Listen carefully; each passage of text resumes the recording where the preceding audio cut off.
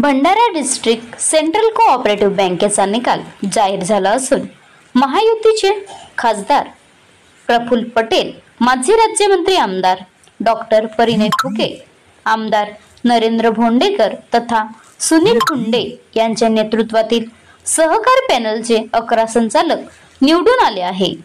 तर महाविकास आघाडीच्या नेतृत्वात लढलेले काँग्रेस प्रदेशाध्यक्ष नाना पटोले व खासदार डॉक्टर प्रशांत पडोळे यांच्या परिवर्तन पॅनलचे 4 संचालक निवडून आले आहे।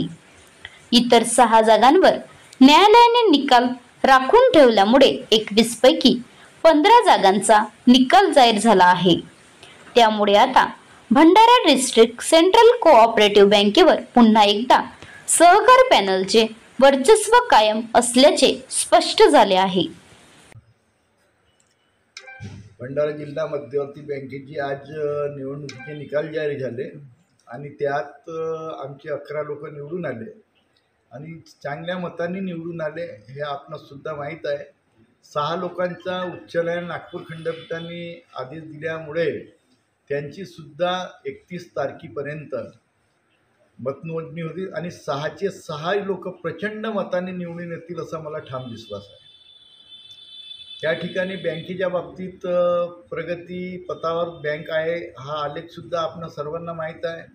बँकेची प्रगती करत असताना माननीय प्रफुल्ल पटेल साहेब, माननीय राजेंद्र जैन, माननीय परिणय फुके, माननीय नरेंद्र भोंडेकर, राजूजी कारेमोरे, नानाभाऊ पंचबुधे यांच्या मार्गदर्शनाखाली येणाऱ्या 5 वर्षात बँक 100 कोटीच्या नफ्यापर्यंत आणण्याचा माझा मानस राहील।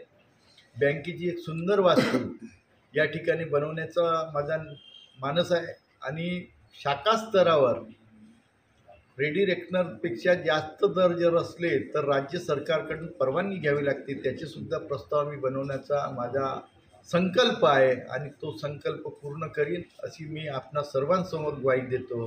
आणि बँक NPA 1% आणण्याचा माझा जो संकल्प आहे तो सुद्धा या 5 वर्षात पूर्ण करण्याची माझी तयारी आहे। आता गाडीवर मोबाईल नंबर नाही तर इमर्जन्सी QR कोड वापरा, जे तुम्हाला अडचणीच्या वेळी साथ देईल। बनवा व्हिडिओ, पाठवा व्हिडिओ, आम्ही तुमच्या न्याय हक्कासाठी लढा देऊ।